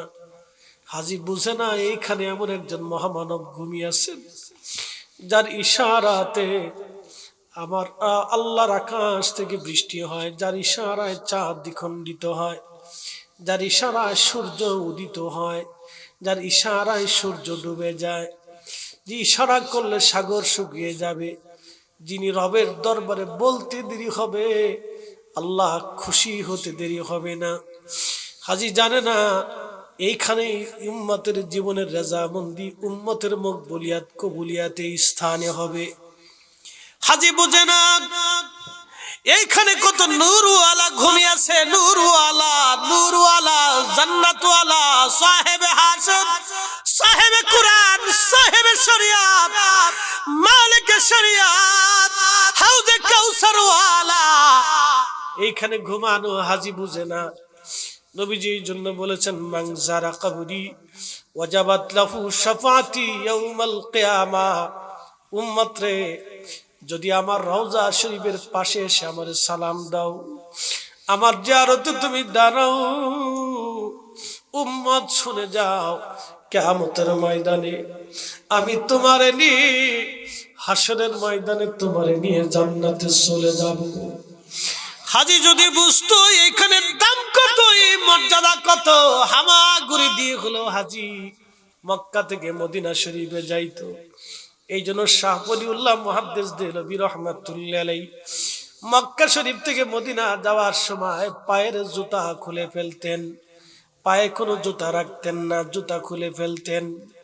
ছাত্ররা বলতো, হুজুর পাথুরি রাস্তা, পা ফেটে যাবে, রক্ত বের হবে। শাহ সাহেব জবাব দিতেন, বেটারা রে, তোমরা জানো না এই মদিনা শরীফে কে ঘুমাই রইছে। আমি শাহ ওলিউল্লাহর জীবন চলে যাবে, কিন্তু ওই নবীর বাড়ি যাওয়ার সময় আমি জুতা পাই দেব না, কারণ আমি শাহ ওলিউল্লাহ ওই নবীর বাড়ি যাওয়ার সময় জুতা পরব না। হযরত মালিক ইবনে আনাস, ইমাম মালিক 80 বছর মদিনা শরীফের ভিতরে কাটাইলেন, কোনদিন জুতা পরেন নাই। মদিনার হৌদের মধ্যে কোনদিন পায়খানা পেশাব তিনি করেন নাই। একবারে উহুদের সীমানার শেষ মদিনার হৌদ, একবারে মদিনা ইউনিভার্সিটির কোনা পর্যন্ত মদিনার হৌদ। আপনি বুঝেন এত দূর রাস্তা উনি অতিক্রম করে যাইয়া খালি পায়ে যেয়ে পেশাব পায়খানা করে আসতেন। ইমাম মালিক জীবনে কোনোদিন মদিনার সীমানার ভিতরে থুতু পর্যন্ত ফেলেন নাই। নবী কষ্ট পাবে, রসুলের দরবারে আদবের খেলাফ হবে। হাজি যদি বুঝতো উনি কে, ইমাম মালিকের মতো, শাহ ওলিউল্লাহর মতো সাহাবীদের মতো যদি বুঝতো কে, এই জন্য পৃথিবীর যত ওলিরা জীবনে যত ওলিগিরি করেছেন, ওলিরা যত বড় ওলি হোক না কেন, আমার রসুলের রাজামন্দি ছাড়া ওলি হওয়া যায় না, নবীর দপ্তরের সন্তুষ্টি ছাড়া ওলি হওয়া যায় না। এই জন্য দেখবেন ওলিরা বেশি বেশি করে দুরুদের তালিম দেয়। দুরুদ পড়ো, দুরুদ পড়ো, দুরুদ পড়ো, দুরুদ পড়ো। যদি নবীকে খুশি করতে চাও তাহলে দুরুদ পড়ো। দুরুদ আদবের সাথে পড়তে হয়, দুরুদ ওযু নিয়ে পড়তে হয়, দুরুদ বিনয়ে বিনয়ে পড়তে হয়, দুরুদ শরীফ ইশকের সাথে দিতে হয়। আনা আসমাউ সালাতুকুম বিলা ওয়াসিতা, উম্মতরে তোমাদের দুরুদগুলি আমি শুনি বিনা মাধ্যমে, সরাসরি। যদি তোমাদের ভিতরে ইশক থাকে, ভালোবাসা থাকে, এই জন্য রাসূল খুশি করতে হলে দুরুদ লাগবে, দুরুদ। এ মহেশখালীবাসী, যদি কোনোদিন মদিনাতে যাওয়ার সুযোগ হয়, সাবধান, এই দপ্তরে যেন বেয়াদবি না হয়, সাবধান, এই দরজায় যেন কখনো বেয়াদবি না হয়। যদি হয়ে যায় তাহলে সর্বনাশ হয়ে যাবে, যদি হয়ে যায় সর্বনাশ হয়ে যাবে। কাবার গিলাফ দিয়েও যদি কবরে দেওয়া হয়, কোরআন শরীফ দিয়েও যদি কবরে দেওয়া হয়, কাজ হবে না, কাজ হবে না, কাজ হবে না। 9 কোটি বছরের ইবাদত যদিও থাকে, কাজ হবে না। দরবারে মোস্তফা, দরবারে মোস্তফার রাজামন্দি আপনার লাগবে। এই জন্য হযরত বেলাল রাদিয়াল্লাহু আনহু পাগল পারা হয়ে ছুটে আসলেন নবীর কদম মোবারকে, রওজা পাকে দাঁড়িয়ে গেলেন। ইয়া রাসূলুল্লাহ, আপনার হুকুমে আমি আপনার কদমে এসেছিলাম, আপনার জিয়ারতে আসছি, আজান দিয়েছি, কিন্তু আপনি আসেন নাই। জানি আর কোনোদিন আসাটাও সম্ভব হবে না। আমি বিদায় নিচ্ছি হে রাসূল, দুনিয়াতে হয়তো আর কখনো সাক্ষাৎ হবে না, কিন্তু হাসরের ময়দানে সাক্ষাৎ হবে। ভাই আমার, এইভাবে নবী উম্মতদেরকে ডেকে ডেকে কাছে নিয়ে আসতেন। উসমান গনি জিন্নুরাইন রাদিয়াল্লাহু আনহু শহীদ হয়ে যাবেন। উনি জামিউল কোরআন, কোরআনের বড় খাদেম ছিলেন, তিনি কোরআনের শ্রেষ্ঠ খাদেম ছিলেন উসমান গনি। হযরত উসমান গনি জিন্নুরাইন শহীদ হয়ে যাবেন। তিনি সকালবেলা ফজর পড়ে কোরআন শরীফ নিয়ে কোরআন পড়তেছিলেন। ঠিক এমন সময় কোরআন পড়তে পড়তে ঘুমিয়ে পড়লেন, তন্দ্রা এসে গেল। স্বপ্নের ঘরে দেখতেছে রাহমাতুল লিল আলামিন নবীজি তশরীফ এনেছে। উসমান গনি সালাম দিলেন, ইয়া রাসূলুল্লাহ। নবীজি বলেন, উসমান কেমন আছো? বলে, হুজুর দুনিয়ার জঞ্জালে আমি আর তেমন ভালো নাই, কষ্টে আছি। উসমান গনি, দুনিয়া থেকে তুমি থাকবে না চলে আসবে? বলি, ইয়া রাসূলুল্লাহ, আমি আর দুনিয়াতে থাকতে চাই না, দুনিয়া থেকে আমি চলে যেতে চাই। আল্লাহর নবী বলেন, উসমান তুমি তো রোজা আছো? বলে, হ্যাঁ ইয়া রাসূলুল্লাহ, আমি রোজা রেখেছি। আল্লাহর নবী বলেন, উসমান তাহলে তুমি চলে আসো, উসমান তুমি চলে আসো, তুমি তো রোজা আছো, আজকে তুমি শহীদ হয়ে যাবা। উসমান, শাহাদাতের জন্য প্রস্তুতি নাও। উসমান রে, চলে আসো, আমি আর তুমি দুইজন একসাথে আল্লাহর বেহেশতের ভিতরে আজকে ইফতার করব। একটা জবান বন্ধ থাকবে না, চিৎকার মেরে জোরে বলেন আল্লাহু আকবার। তিনি নবী ইচ্ছা করলে ডেকে নিয়ে জান্নাতে নিয়ে যেতে পারে। কথা বলে ঠিক না বেঠে? উসমান রে, তুমি চলে আসো, আমি আর তুমি দুইজনে আজকে জান্নাতের ভিতরে একসাথে ইফতার করব, চলে আসো। আজকে তোমার সাথে আমার দেখা হবে, আসো। এই জন্য আল্লাহর কোরআন, আল্লাহ বলেন, ইয়া আইয়াতুহান নাফস নাফসুল মুতমাইন্না, হে নফসে মুতমাইন্না, প্রশান্ত আত্মা, ইরজিই, চলে আসো তুমি আমার কাছে, ইলা রাব্বিকি রাদিয়াতাম মারদিয়া, তুমি আমার সন্তুষ্টির জন্য দিকে আমার কাছে চলে আসো। ফাদখুলি ফি ইবাদি ওয়াদখুলি জান্নাতি, আমার ইবাদত গুজার জান্নাতি বান্দারা যে জান্নাতে থাকে, ওই জান্নাতে তুমি চলে আসো। মনে রাখবেন, আয়াতের অনেকগুলি ব্যাখ্যা আছে। প্রথম ব্যাখ্যা হলো, নফসে মুতমাইন্নার অধিকারী যারা, আল্লাহ তাদেরকে ডেকে নিয়ে চলে যায়। এই জন্য অলিদের ইন্তেকালের আগে অলিরা বলে যায়, আমার সময় ঘনিয়ে গেছে, আমি রবের কাছে চলে যাব। অলিরা বলে দিয়ে যায়, আমি চলে যাব, আমার সময় শেষ। অলিরা বলে যায়, আমার সময় শেষ, আমি চলে যাব, আমার রব আমারে ডাক দিছে। বহু ওলি কবর দেখায়, আমার এখানে কবর দিও, এই কাজ তোমরা করো, আমার সময় ঘনিয়ে গেছে। নফসে মুতমাইন্নার অধিকারী যারা আল্লাহ তাদেরকে ডাকে চলে আসো, আল্লাহ সন্তুষ্টিতে বেহেশতের ভিতরে আমার ইবাদত গুজারি বান্দারা যেখানে থাকে তোমরা ওইখানে থাকবা। এই যে আমরা একখানে বসলাম আজকে, এখানকার ভিতরে অনেক মানুষ মারা যাবে। আমাদের কারো বাবা মারা গেছে, কারো দাদা মারা গেছে, কারো পরদাদা মারা গেছে, কারো নানা নানি খালা খালু ফুফা ফুফি আত্মীয় স্বজন বন্ধু বান্ধব মারা গেছে, উস্তাদ মাশেক যারা মারা গেছে, আমরাও মারা যাব। তো তাদের ভিতরে যারা জান্নাতে চলে গেছে, আল্লাহ যদি আমরারে মাফ করে দেয়, আমরা যখন জান্নাতে যাব তখন ওই জান্নাতি বান্দারা যেইখানে, ওইখানে জান্নাতে তাদের সাথে আমাদের দেখা সাক্ষাৎ হবে। আজকে যেইভাবে বসছি এইভাবে কথাবার্তা হবে, দুনিয়ার খোঁজ খবর চলে, আমার বেটা কেমন আছে, নাতি কেমন আছে, ওদের কি অবস্থা চলতেছে, ওরা আল্লাহর হুকুম আকাম মানে কিনা, এইভাবে তারা শুনতে থাকে। অমুকে কোথায়, বলে সে তো আমার আগে মারা গেছে, তাহলে সে তো জান্নাতে আসে নাই, দেখা হলো না, তাহলে বুঝি সে জাহান্নামী হয়ে গেছে। এইভাবে ওই জগতে কথাবার্তা হয়, দেখা সাক্ষাৎ হয়। এই জন্য আল্লাহ বলেন ফাদখুলি ফি ইবাদি অদখুলি জান্নাতি, আমার ইবাদত গুজারি বান্দারা, আমার সন্তুষ্ট পণ্যওয়ালা বান্দারা যে জান্নাতের ভিতরে আছে, তুমি সেই জান্নাতে চলে আসো। এই জন্য দুনিয়ার থেকে নেক আমল করে যেতে হবে, ইশকে রাসূল দিয়া দুরূদ শরীফ দিয়ে দিয়ে নবীকে খুশি করতে হবে। মহেশখালীবাসী, কালারমারসারাবাসী, ভালো করে শোনা যাবেন মা বোনেরা, জীবনে প্রতিবেশীর সাথে বহু ঝগড়া করেছেন, জীবনে আত্মীয় স্বজনের সাথে মনোমালিন্য করেছেন, কেউ হয়তো শ্বশুর শাশুড়ির মনে কষ্ট দিয়ে ফেলেছেন, কোন শাশুড়ি কোন বৌমারে হয়তো কষ্ট দিয়ে ফেলছেন, কোন শ্বশুর আব্বা নিজের বেটার বউকে কষ্ট দিয়ে ফেলছেন। বলে যান আজকে থেকে একজন আরেকজনকে ক্ষমা করে দেন, একজন আরেকজনকে মহব্বত করেন, ভালোবাসা আল্লাহর দিকে তাকায় মাফ করে দেন। মনে রাখবেন, বান্দা বান্দাকে মাফ না করলে খোদা মাফ করবে না। একটা হকুল্লাহ আল্লাহর হক, আর একটা হকুল ইবাদ বান্দার হক। আল্লাহর হক প্রভু মাফ করে দিবে, ওয়াদা আছে, ইন্নাল্লাহা ইয়াগফিরুয যুনুবা জামিআ, তোমাদের জীবনের সব গুনাহ নিশ্চয়ই আমি আল্লাহ মাফ করে দিব। আল্লাহর ওয়াদা আছে তোমাদেরকে মাফ করে দিব, কিন্তু বান্দার হক যারা নষ্ট করেছেন খোদা মাফ করবে না, বান্দা মাফ না করা পর্যন্ত। কোন যুবক যদি থাকেন, হুজুর আব্বা আম্মার সাথে খারাপ ব্যবহার করেছি, আজকে তওবা করে বাড়ি চলে যান, আর কোনোদিন বাবা মারে কষ্ট দিবেন না। মনে রাখবেন, ৪৪ লক্ষ বছর যদি কাবা শরীফের পাশে মাকাম ইব্রাহিমে দাঁড়ায় নামাজ পড়েন, ৪০ লক্ষ বছর যদি কাবা শরীফের পাশে মাকাম ইব্রাহিমে দাঁড়ায় আপনি নামাজ পড়েন, কাবা দেখে দেখে যদি নামাজ পড়েন, আপনি জান্নাতে যেতে পারবেন না যদি আপনার বাবা মা আপনাকে ক্ষমা করে না দেয়, মাফ করে না দেয়। ওয়াজ আমার শেষ। এই কথাগুলি যারা বুঝবেন তারা বুঝে যান। যারা স্বামীরে কষ্ট দিয়েছেন, আমি বলবো আজকেই আপনি মাপ চেয়ে নেন, ক্ষমা চেয়ে নেন।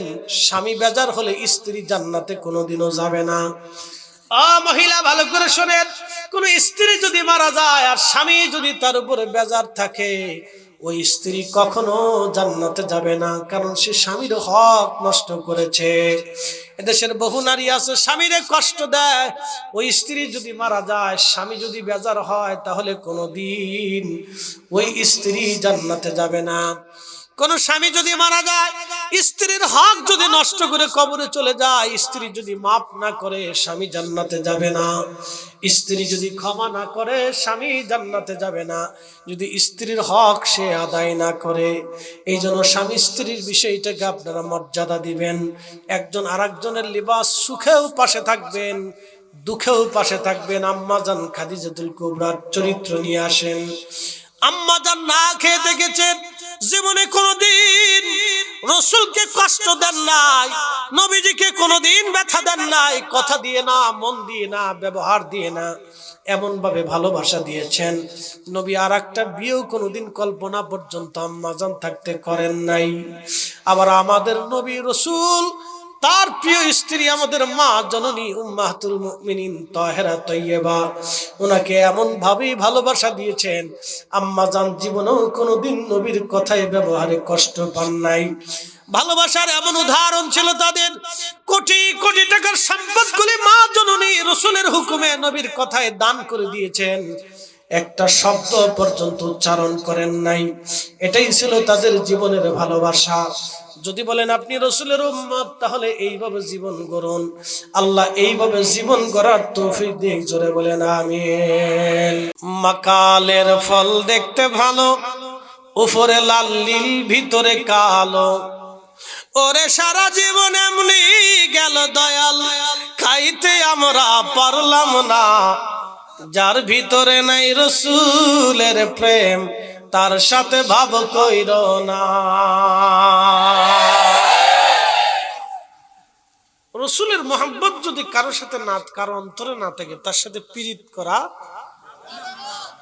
প্রয়োজনই নেই। এটা মুসলমান দেখতে, কিন্তু ভিতরে কিছু নেই। আচ্ছা বলেন, প্রতিমা, একজন মানুষ মাটি দিয়ে সুন্দর আকৃতি করে একটা মূর্তি বানাইল, মূর্তির সামনে যা বলল, মূর্তি তুমি আমার দুধ খাওয়াই দাও, পারবে? মূর্তি তুমি আমার আম কেটে দাও, পারবে? মূর্তি তোমার আমি সুন্দর করে হাত দিছি, পা দিছি, চোখ বানাইছি, নাক কান দিছি, সবকিছু দিছি, তো তুমি আমার এই বিছানাটা পরিষ্কার করে দাও, পারবে? তাহলে ওই মূর্তির বানাইয়া, ওই মূর্তির সাজাই গুজাইয়া সুন্দর করে রং টং দিয়ে যেরকম বৃথা, তো ওই রকম সার শূন্য মূর্তির ভিতরে মানুষের আকৃতি আছে, কিন্তু সে মানুষ না। মূর্তিটা মানুষের আকৃতি দিছেন, কিন্তু সে মানুষ না। ওটা যেমন মানুষ না, তো ঠিক একজন মুসলমান, তার মুসলমানিত্ব থাকবে, উপরে সুন্দর দেখা যাবে, কিন্তু ইশকে রাসূল যদি না থাকে, সে দেখতে মুসলমান কিন্তু কাজের মুসলমান না। হিসাব সহজ। হিসাব কি সহজ। সে দেখতে মুসলমান কিন্তু কাজের মুসলমান না, শুধুই মুসলমান। এটা সার শূন্য, নির্যাস শূন্য মুসলমান, তার কিচ্ছু নেই। প্রিয় উপস্থিতি, খুব মনোযোগের সাথে শুনবেন। যদি কোনোদিন মক্কাতে যান, হারামে দেখবেন অনেক কবুতর দেখা যায়, হাজার হাজার শত শত কবুতর। যারা হারামে গেছেন, মক্কায় গেছেন, তারা জানেন যে অনেক কবুতর আছে। তো এই কবুতরদেরকে মানুষরা খাবার খাওয়ায়। কেউ কবুতর ধরে না, কবুতর মারে না, কবুতর নেয় না, কবুতর ছয় না। জালিমরা ছাড়া কেউ কবুতর ওখান থেকে ধরবে না, মারবে না, ছুবে না, খাবে না, হত্যা করবে না। যদি কেউ জালিম হয়ে থাকে তাহলে সেটি ভিন্ন কথা। এই কবুতর কেন নেয় না? এই কবুতর হচ্ছে সেই কবুতর, যেই কবুতর হিজরতের রাতে গারে সৌরে নবীজির গুহার সামনে ডিম পেড়ে বাসা বানাইয়া বাচ্চা ফুটিয়েছিল। জোরে বলেন সুবহানাল্লাহ। তথ্যটা আমার না, এটা 750 বছর আগের কিতাব, ইমাম ইবনে কাসির আল বেদায়ার তথ্য, এটা আমার তথ্য না। 750 বছর আগে উনি লিখছেন, সেই কিতাবের তথ্য দিচ্ছি। ওই কবুতর ডিম পেড়ে বাসা বানাইয়া রাসূলকে পাহারা দিয়েছিল। সেই কবুতর মক্কাতে এখনো আছে, আশা করি কিয়ামত পর্যন্ত কবুতর থাকবে। ডিম পারলো কয় কবুতর? এক কবুতর। জোরে বলেন, ডিম পারলো কয় কবুতর? ভাগ্য খুললো কত কবুতরের? কোটি কোটি কবুতরের। কি কথা ঠিক আছে না? 1450 বছরে কোটি কোটি কবুতর চলে গেছে। কোটি কোটি কবুতর পৃথিবীর কোথাও তাদের খাবার খাওয়ার জন্য ছুটে যেতে হয়নি, মানুষ তাদেরকে নিয়ে খাবার খাওয়াইছে।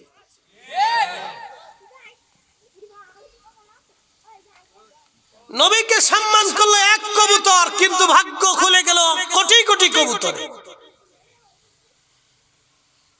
ব্যাং, সাইয়েদুনা ইব্রাহিম খলিলুল্লাহ হযরত ইব্রাহিম আলাইহিস সালামকে আগুনের কুণ্ডলীর ভিতরে ফেলে দেওয়া হলো। তখন একটা ব্যাঙ দৌড়ায় এসে পিছনটা ঘুরিয়ে তার ছোট্ট ছোট্ট হোস পাইপ দিয়ে ছোট ছোট করে পেশাব ছুঁড়ে মারতেছে। আল্লাহ ডাক দিলেন, ব্যাঙ করো কি? রব তো সব জানেন। ব্যাঙ বলে, রাব্বি পেশাব ছুঁড়ে মারতেছি। বলে, পেশাব কেন করো? আল্লাহ, তোমার খলিল ইব্রাহিমের আগুন আমি নেভানোর চেষ্টা করতেছি। ওরে ব্যাঙ, তোমার এই সামান্য পেশাবে কি এই পরিমাণ আগুন কি আর কখনো কোনোদিন নেবে? ব্যাঙ ডাক দেখে, রাব্বি জানি আগুন নেবে না, আমার এই সামান্য পেশাবে আগুন নিভানো সম্ভব না আল্লাহ।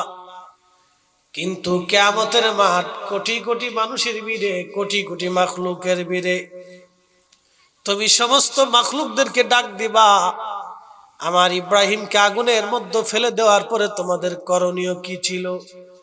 এলাহি, সেদিন আমি ব্যাঙ তোমার দরবারে পেশ করতে পারবো। আল্লাহ, আমার সামান্য পেশাব দিয়ে তোমার খলিলের আগুন নিভানোর চেষ্টা করেছিলাম। একবার জোরে বলা যাবে কি মারহাবা?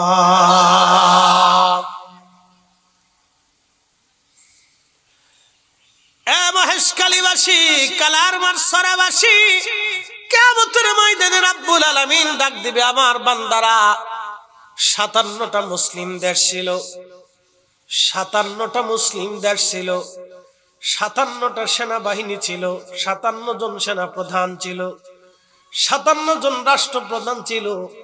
তোমাদের হাতে আমি তেল সম্পদ দিয়েছিলাম, তোমাদের হাতে আমি সুয়েজ খাল আর তোমাদের জন্য আমি ওই হরমুজ প্রণালী দিয়ে তোমাদের সারা পৃথিবীকে তোমাদের দিকে ঝুঁকিয়ে দিয়েছিলাম।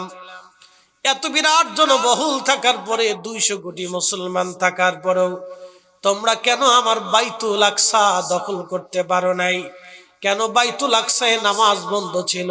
কেন বাইতুল আকসার আশেপাশে মুসলমানরা নিরীহভাবে জীবন দিয়েছিল? তোমরা সেই দিন কি ভূমিকা ছিল? তোমরা জবাব দিয়ে যাও। বলে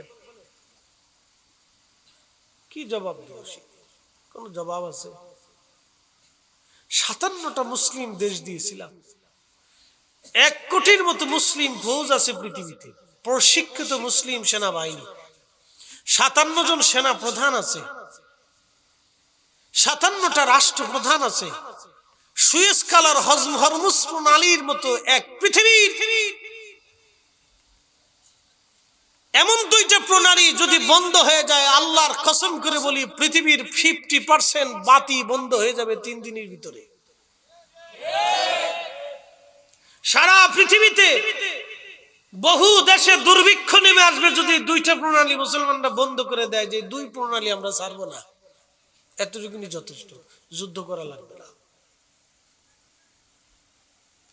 ছোট্ট একটা যুদ্ধে ইরান বুঝিয়ে দিয়েছে সুপ্রিম পাওয়ার আমেরিকা না, সুপ্রিম পাওয়ার মুসলমান না। এক কথা বলে, ইরান বুঝিয়ে দিয়েছে সুপ্রিম পাওয়ার আমেরিকা না, সুপ্রিম পাওয়ার হলে মুসলমান। একটা হরমুজ প্রণালী বন্ধ করার কারণে আপনার মোটরসাইকেল বন্ধ করে ঘরে ফেলাই রাখছে, বাকি সুয়েজ খাল বন্ধ করে দিলে মুসলমানদের সারা পৃথিবী, ইউরোপ, আমেরিকা, অস্ট্রেলিয়া, সমস্ত মহাদেশের ব্যবসা বাণিজ্য বন্ধ হয়ে যাবে। বুঝিয়ে দিচ্ছে যে সুপ্রিম পাওয়ার আমেরিকা না, সুপ্রিম পাওয়ার মুসলমান না।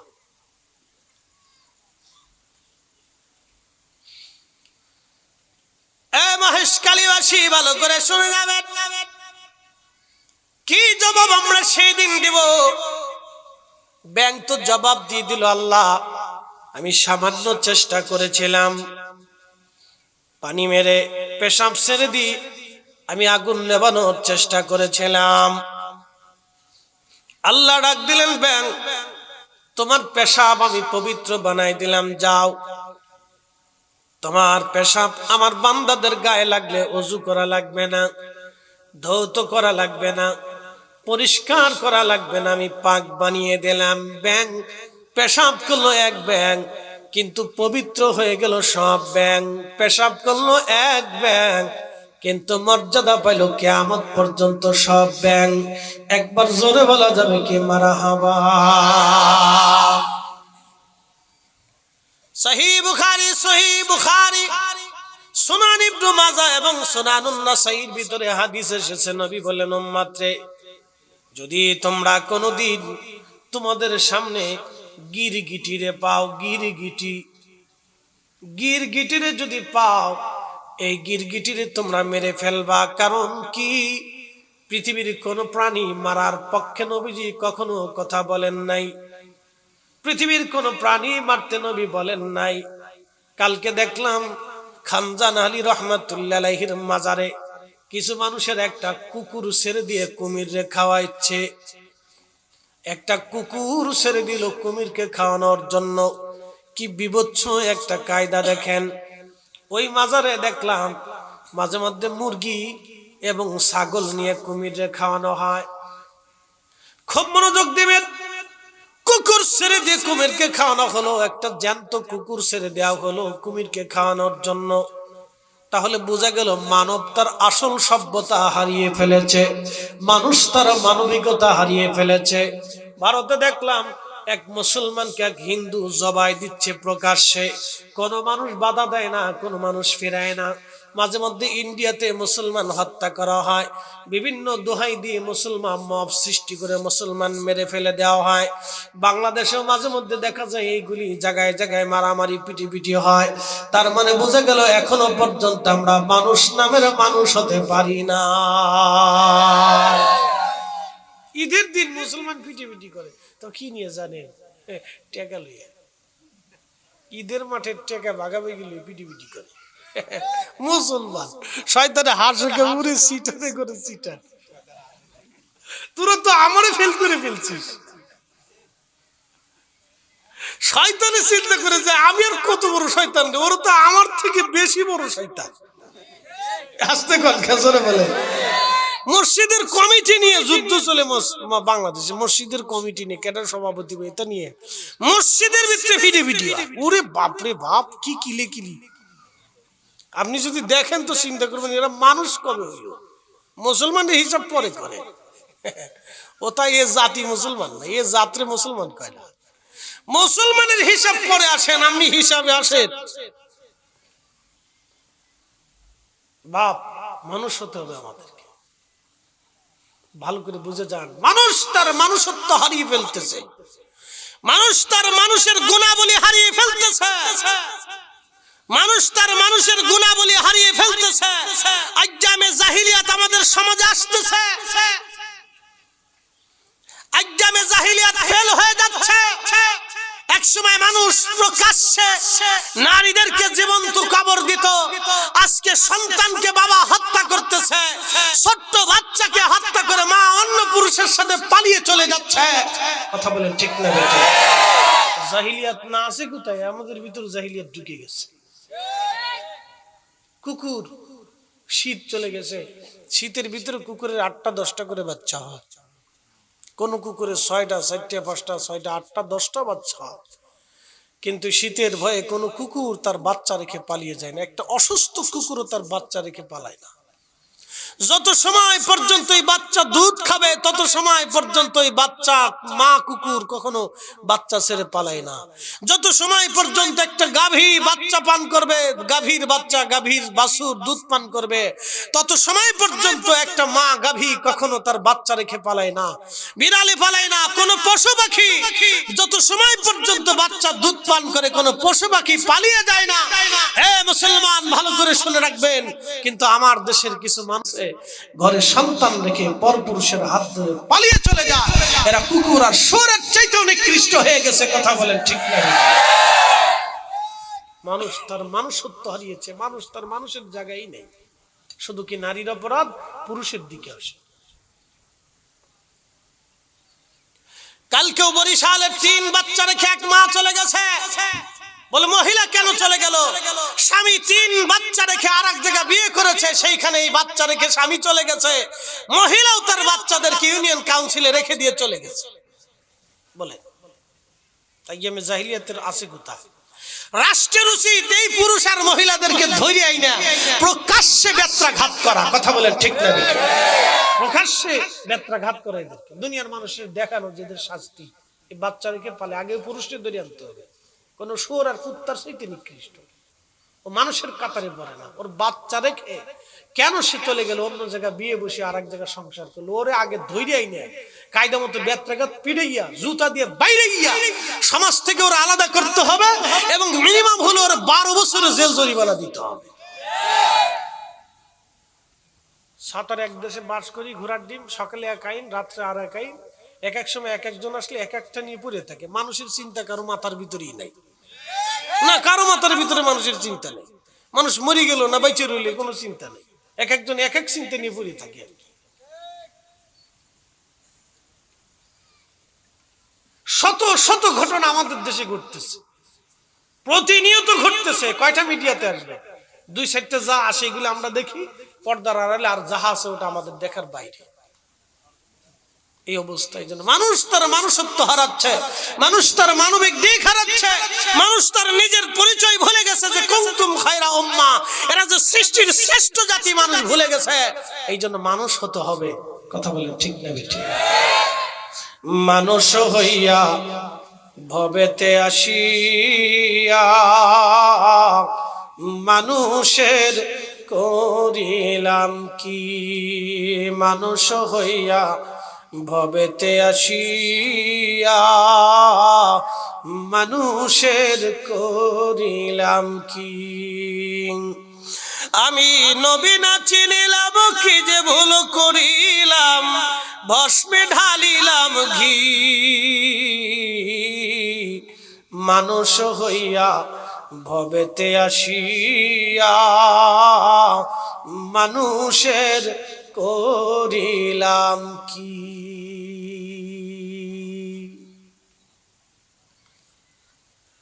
হাজিরিন, সাহাবীরা বলেন হুজুর গিরগিটি কেন মারবো? নবীজি জবাব দিলেন, সাহাবীরা রে, গিরগিটি এই জন্য মারবা, আমার মিল্লাতের বাবা ইব্রাহিম আলাইহিস সালামকে যখন আগুনের মধ্যে ফেলে দিল নমরুদ, আগুন জ্বলতেছিল, এই গিরগিটি আগুনের দূরে দাঁড়িয়ে ফু দিচ্ছিল। আল্লাহ ডাক দিলেন, গিরগিটি কেন ফু দাও? বলে রাব্বি আগুন যাতে বেশি করে জ্বলে সেই জন্য ফু দিচ্ছি।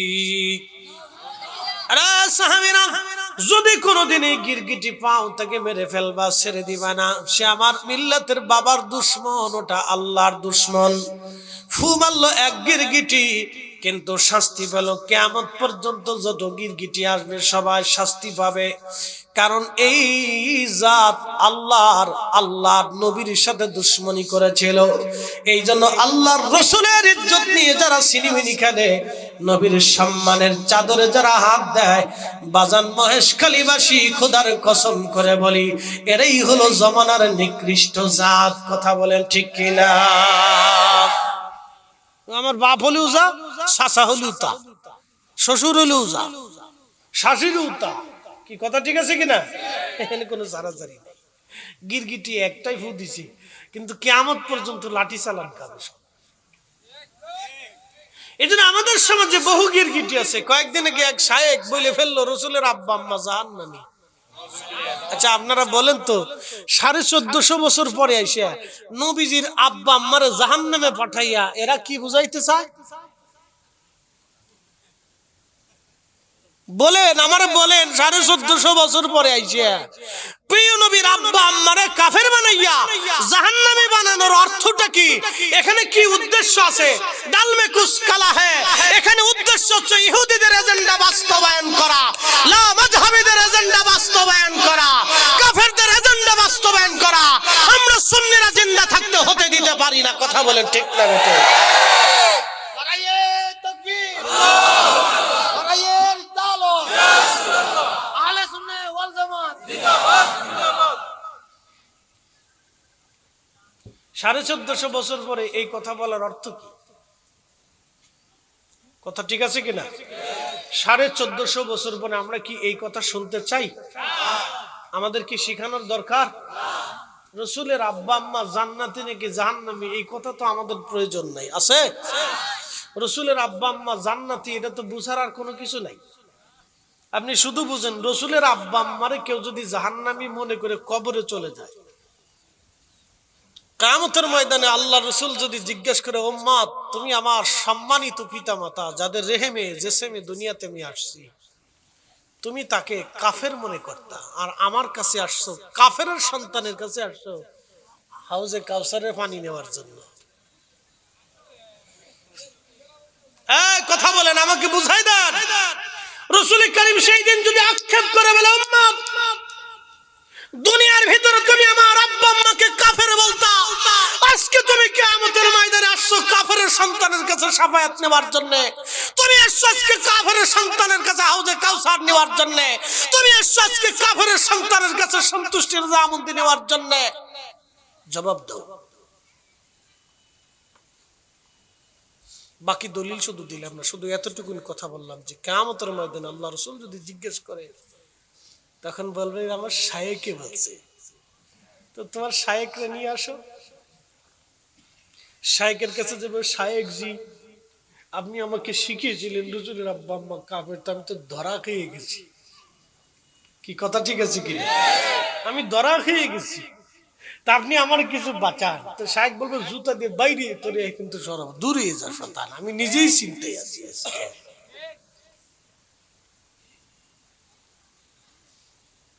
বুঝে মতবাদ নিয়ে, বুঝে রাস্তা মেপে, বুঝে সিদ্ধান্ত নিয়ে। জীবন একটা, সিদ্ধান্তই একটা, মৃত্যু একবারই আসবে, সিদ্ধান্ত একবারই হবে, দ্বিতীয়বার কোনো সিদ্ধান্ত নাই।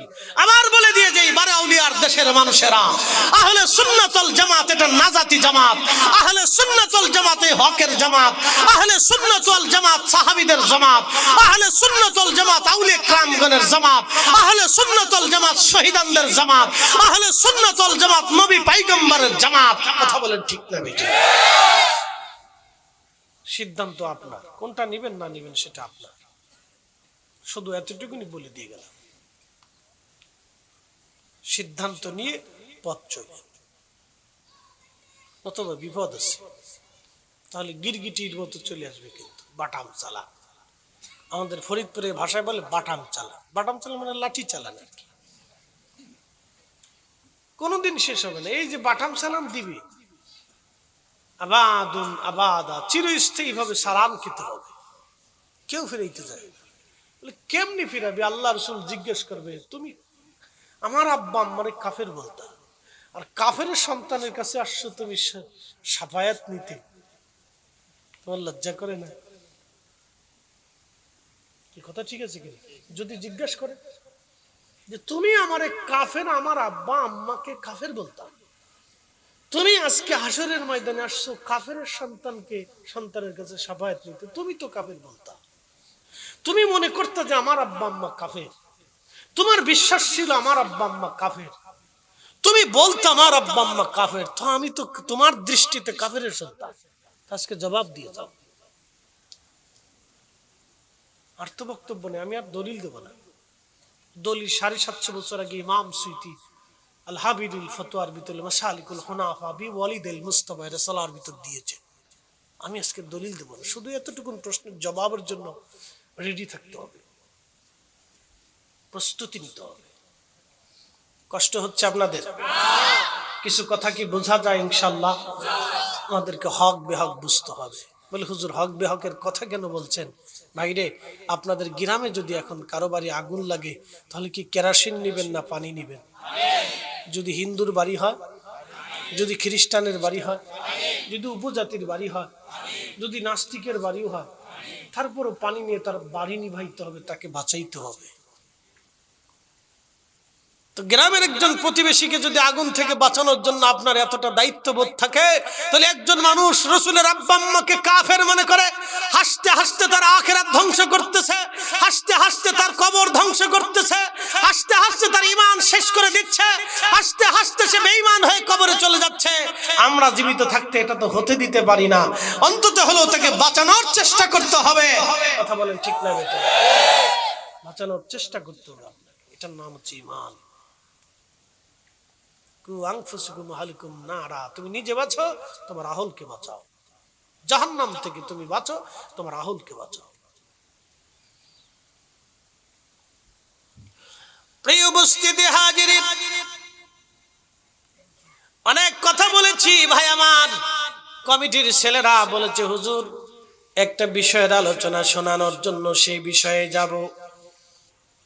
প্রিয় নবীজি গুহার ভিতরে গারে সৌর, সৌরের পাশে একটা পাহাড় আছে জাবালে সাবির।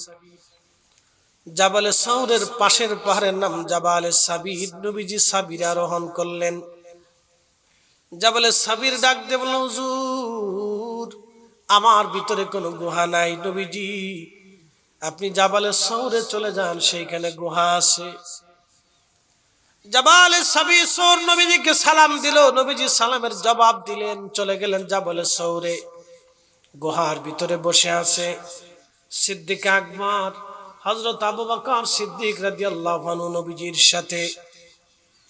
ওই গুহার ভিতরে যে দেখলেন প্রত্যেকটা গুহার ভিতরে ভিতরে গর্ত দেখা যায়। ভাবলেন পাহাড়ি সাপ বের হয়ে আসলে কামড় দিলে কষ্ট হবে, বিষাক্ত সাপ বের যাতে না হতে পারে, সেই জন্য হযরত আবু বকরের গায়ের চাদর ছিঁড়ে ছিঁড়ে টুকরা টুকরা করে গর্তগুলি বন্ধ করতে লাগলেন। সব গর্ত বন্ধ করে দিলেন, কিন্তু একটা গর্ত বন্ধ করার মতো আর কিছুই নাই। পাটা দিয়ে হযরত আবু বকর বসে আছে।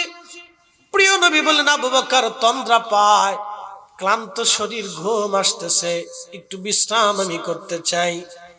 হযরত আবু বকর বললেন হুজুর আমার উরুর উপরে আপনি পবিত্র মাথা রেখে ঘুমিয়ে যান। ঘুমিয়ে গেলেন নবীজি। হযরত আবু বকর গর্তের উপরে পা রেখে আছেন। একটা সাপ গর্তের ভিতর থেকে বের হতে না পেরে হযরত আবু বকর সিদ্দিক রাদিয়াল্লাহু আনহুর পায়ে কামড় মারতেছিল। বিষের আক্রমণে কঠিন যন্ত্রণায় হযরত আবু বকর সহ্য করতে না পেরে ওনার চোখ বেয়ে পানি পড়ে নবীজির বদন মোবারকে, চেহারা মোবারকে পানি পড়ে গেল। প্রিয় নবীর ঘুম ভেঙে গেল। আবু বকর কাঁদো কেন? বাড়ির কথা কি মনে পড়ছেনি আবু বকর? বাচ্চাদের কথা মনে পড়ছেনি? আবু বকর বলেন ইয়া রাসূলুল্লাহি সন্তানদের মায়ায় আমি কাঁদি না, স্ত্রীর মায়ায় কাঁদি না, সংসারের মায়ায় আমি কাঁদি না। হুজুর প্রিয় নবীর সাথে আমি সংসার ছেড়ে দিয়েছি, সন্তানের বাড়ি ঘর আমি সব ছেড়ে দিয়ে আসছি ইয়া রাসূলুল্লাহি, আমি সব ছেড়ে দিয়ে আসছি ইয়া নবী আল্লাহ। হুজুর আমি কাঁদি, একটা সাপ আমাকে কামড় দিচ্ছে, বিষের যন্ত্রণা সহ্য করতে না পেরে আমি কাঁদতেছিলাম। আবু বকর তোমার সাপে কামড় দেওয়ার পরে তুমি আমারে কেন জাগাও নাই? বলে রাসূল ঘুমাইতেছে, প্রিয় নবী আরাম করতেছে। নবীজিকে যদি ঘুম থেকে জাগায় তাহলে নবীর কষ্ট হবে। আমি আবু বকর আমার জীবন চলে যাক, নবীকে কষ্ট দিতে চাই না। একবার জোরে বলা যাবে কি ইয়া রাসূলুল্লাহ? তোমার ওই পাওয়ার আশায় মন ছুটে যায় মদিনায়, তোমার ওই পাওয়ার আশায় মন ছুটে যায় মদিনায়। এ আশিকে দিদার দাও না, আর দূরে থাকিও না। এ আশিকে দিদার দাও না, আর দূরে থাকিও না। হে রাসূল তোমায় ভালোবাসি, অন্তরে শুধু মুখে নয়,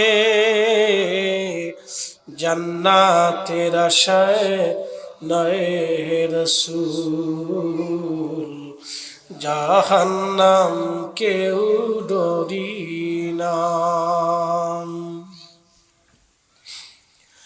আল্লাহর নবীজি ডাক দেয়া বলেন আবু বকর কোন জায়গা তোমার ব্যথা তুমি বলো। হযরত আবু বকর দেখিয়ে দিলেন, নবীজি থুতু মোবারক লাগিয়ে দিলেন। লাগতে দেরি হলো, পুরা শরীরের সাপের বিষগুলি পানি হতে দেরি হলো না, বিষ পানি হয়ে গেল, সাথে সাথে বিষ নিভে গেল।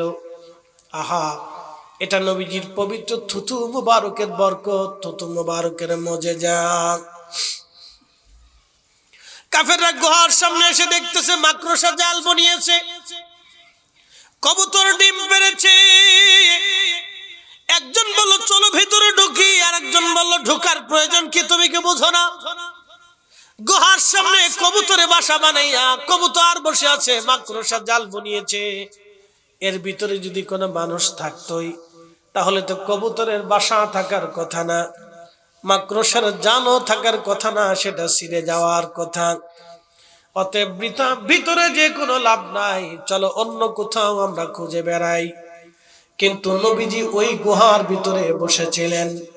হযরত আবু বকর সিদ্দিক নবীর খেদমত করতেছিলেন। ও কালার মারসরাবাসী, খুব মনোযোগ দিয়ে কথাগুলি শুনবেন। নির্দিষ্ট সময়ে নবীজি 3 দিন পরে বের হলেন আরব সাগরের পাশ দিয়ে। প্রিয় নবীজি রওনা হয়ে চলছেন মদিনাতুল মুনাওয়ারা। আরব সাগরের পার দিয়ে লোহিত সাগরের কিনারা হয়ে নবীজি মদিনাতুল মুনাওয়ারার দিকে রওনা করলেন ভিন্ন পথে।